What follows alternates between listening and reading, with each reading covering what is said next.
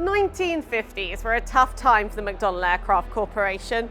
Demand for their twin-engine Banshee fighter had dried up with the end of the Korean War, and they'd virtually bankrupted themselves designing its single-engine successor, the Demon, only to then be beaten by their competitors' Vought to a US Navy contract. It seemed that the problem was speed, but when McDonnell broke through the sound barrier in 1953, the US Navy still wasn't interested. Over the next 5 years, McDonnell would try again and again to meet the US Navy's changing requirements, to no avail. They just couldn't beat the F-8 and the F-11. That was until 1958, when McDonnell delivered a prototype, twin-engine, supersonic, all-weather, long-range fighter, a design the US Navy could not ignore. Originally named the Satan, perhaps inspired by its difficult development process, the aircraft was later named after McDonnell's first successful fighter. It would go on to become the most produced American jet fighter in history and a Cold War icon. It was, of course, the aircraft behind me, the F-4 Phantom II.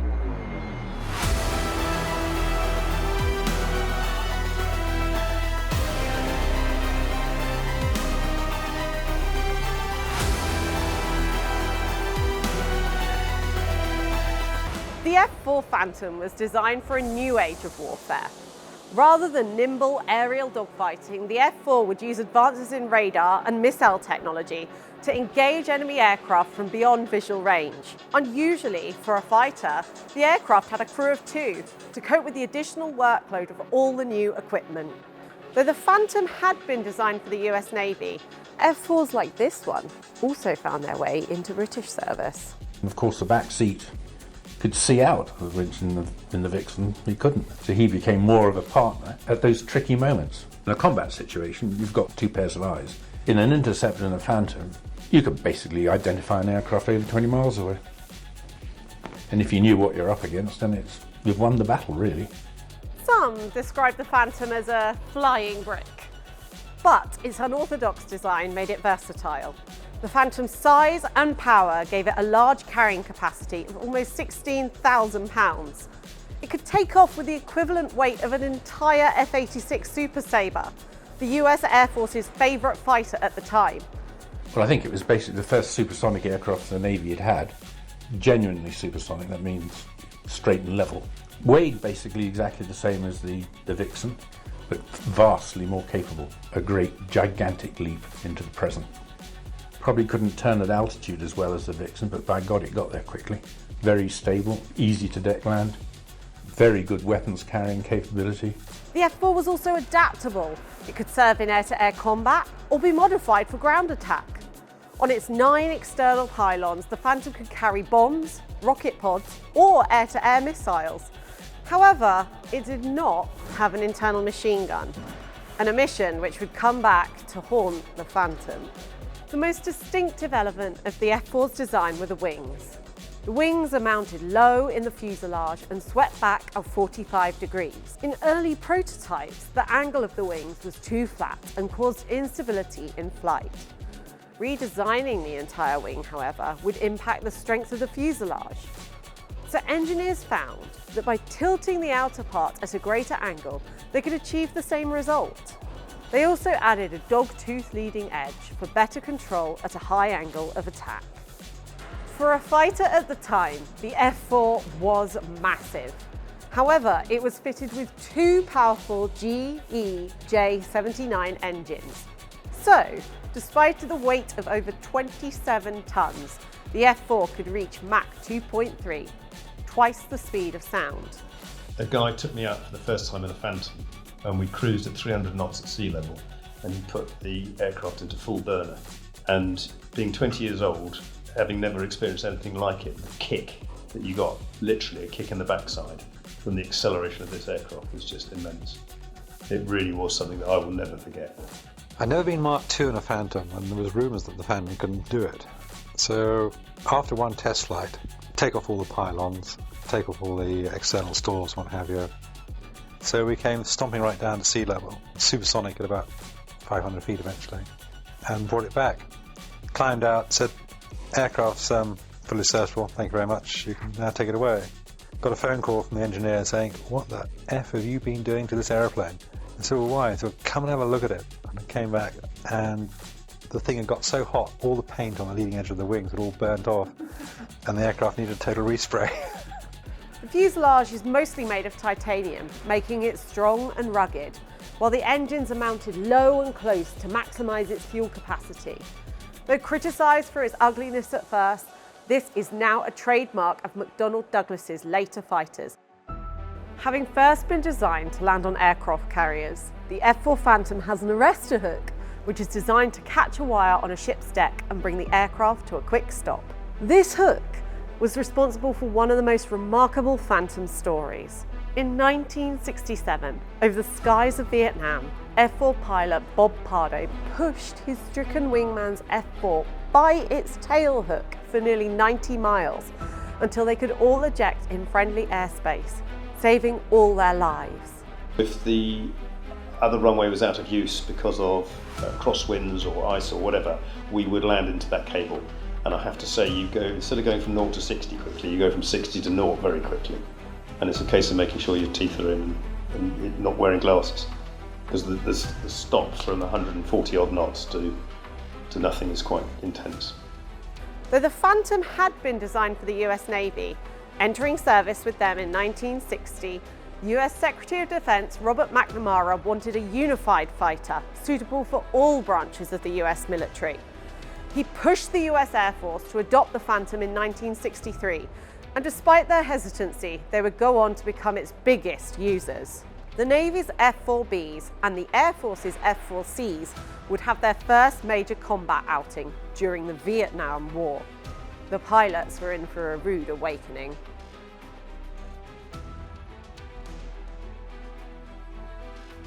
The US strategy in Vietnam was based on overwhelming aerial firepower, and the Phantom was a huge part of that. The US Air Force deployed the F-4 in an air-to-air combat role in Vietnam, shooting down enemy fighters and bombers, and they also used it for air-to-ground combat operations. In 1965, the US launched Operation Rolling Thunder, an aerial bombing campaign designed to boost morale in South Vietnam and destroy the war effort in North Vietnam. However, early on in the campaign, US aircraft began to fall prey to Soviet-built surface-to-air missiles, or SAMs. We were getting pretty close to the target area, and I saw a guided missile, a SAM missile, take off from the ground. And it doesn't shoot at you, it shoots where you're going to be. It takes quite a complicated formula for it to meet. So if you turn, it turns. And if you turn really hard, you can dodge it. If you don't see it coming, boom, it gets you. In my backseater's last words of his short life were, "Hey, Spike, here comes," and I looked to the left, and there was a SAM missile right there. I barely had time to blink my eyes, and it didn't hit the plane, but it went off. It exploded above. Everything came down. A piece of shrapnel hit me in the arm here and came out here and stuck in my leg here.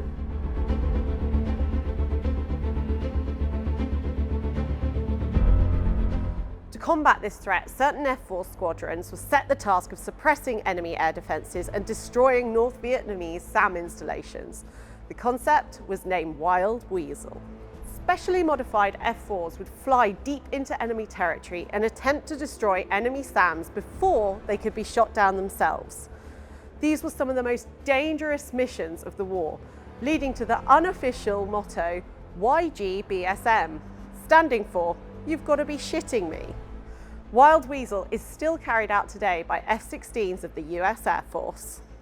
By 1966, Phantoms were beginning to face a new enemy in the skies over Vietnam: Soviet-supplied and flown MiG-21s.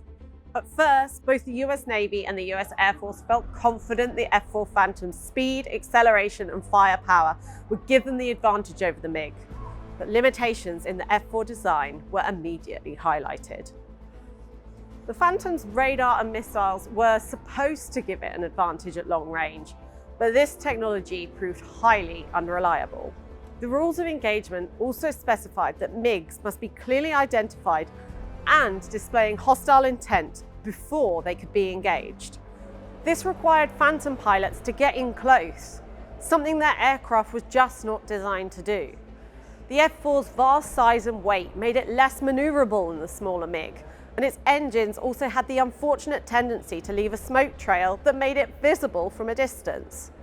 Worst of all was the lack of internal gun for short-range engagements.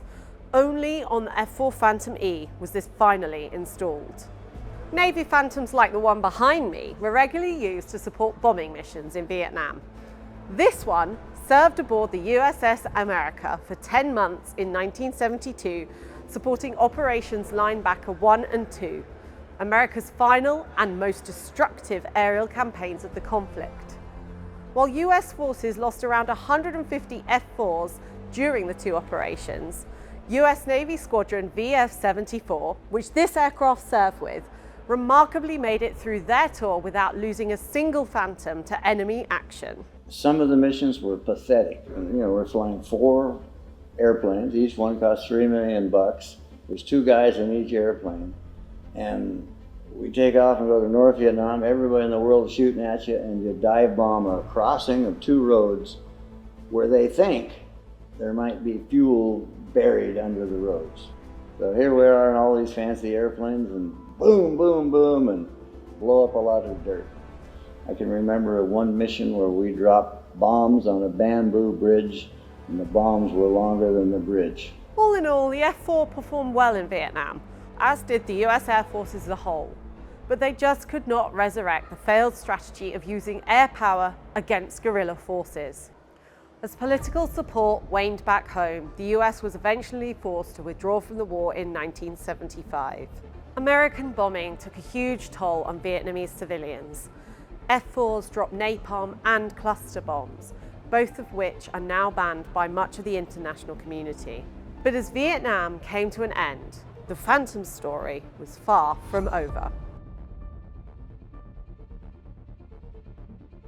Wing officer learnt 2 Phantoms. Scramble, scramble, scramble. The Air Ministry had previously derided the Phantom in the late 1950s, describing it as looking like it had been rolled out upside down. But they were forced to review their decision in the wake of the cancellation of the TSR-2 program. Specially built British Phantoms, known as FGR-1s, were received by the Royal Navy's Fleet Air Arm in 1968. And were used to defend HMS Ark Royal's air group. My last 2 years flying the British Phantom, I really enjoyed, because I could make that thing dance. Loved it. The Phantom's a lovely aircraft, lovely aircraft. The RAF were equipped with the FGR-2 in 1969. An aircraft like this one served in Germany in ground attack and reconnaissance roles close to the East German border. From 1982, Phantoms were sent to the Falkland Islands to provide air defence in the aftermath of the conflict, including this one, which served in the Falkland Islands between 1983 and 1985. While it's now been replaced by more modern aircraft like the F-15 Eagle, over 5,000 Phantoms were built and used operationally across the globe. At the height of the Cold War, Phantoms were in service in almost every continent and were operated by nations like Germany, Japan, Australia and Egypt. The F-4 Phantom is undoubtedly one of the most prolific, versatile and enduring jet fighters of all time. In 2014, a Turkish F-4 was reported to have conducted an airstrike against ISIS militants in Iraq. And even now, the F-4 is still in limited service with some nations at nearly 70 years old. Who knows how much longer it will serve?